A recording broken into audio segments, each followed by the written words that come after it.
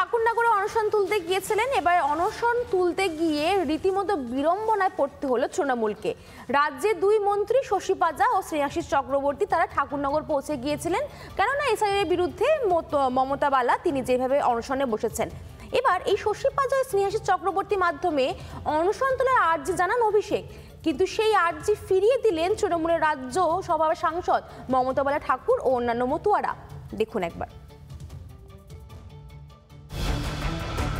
রাজ্য জুড়ে চলছে এসআইআর প্রক্রিয়া।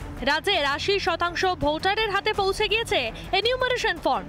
এখনো এসআইআর বিরোধিতার নামে অনশন মঞ্চে বসে রয়েছেন অল ইন্ডিয়া মতুয়া মহাসংঘের মহাসংঘাধিপতি মমতা বালা ঠাকুর।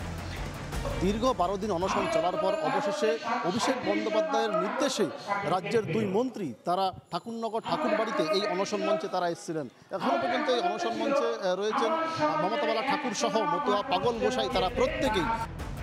ঠাকুরনগরের অনশন মঞ্চে পৌঁছন রাজ্যের দুই মন্ত্রী শশী পাজা ও স্নেহাশিস চক্রবর্তী।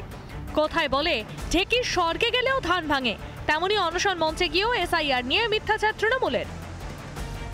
কেন্দ্রীয় সরকার বিজেপি পার্টি কেউ সুস্থভাবে ভালোভাবে বেঁচে থাকুক এরা চায় না, তাই তারা ভীতি সঞ্চার করেন, ভয় দেখান, মানুষকে হয়রান করেন। লড়াইটা অনশনটা হচ্ছে কারণ কিছু একটা দল, রাজনৈতিক দল বলছে তুমি নাগরিক নয়। নাগরিক কি নাগরিক নয়, এটাই তো প্রথম বিজেপি সরকার তাদের 2003 সালে সিটিজেনশিপ অ্যামেন্ডমেন্ট অ্যাক্টের মধ্যে দিয়ে ফেলে দিয়েছে।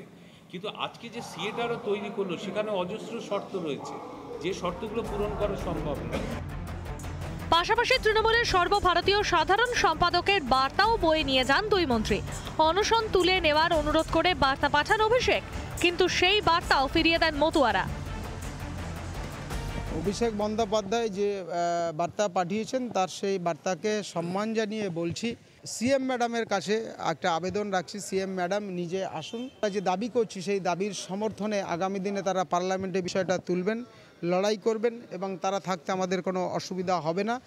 সিএমের দপ্তর থেকে এই যে আশ্বাস যদি আমরা পাই তাহলে আমরা সিদ্ধান্ত নিয়ে অনশন তুলবার চেষ্টা করব। অভিষেকের বার্তায় সম্পূর্ণ ভরসা নয়, তাঁদের চাই মমতা বন্দ্যোপাধ্যায়কে।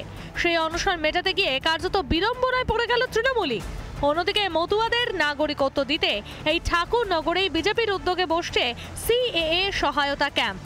সেই ক্যাম্পে না গিয়ে কেন বিভ্রান্তি ছড়াতে চায় তৃণমূল? সুষ্ঠুভাবে গণতান্ত্রিক প্রক্রিয়া সম্পন্ন হওয়াতেও কেন গা জ্বালা তৃণমূলের?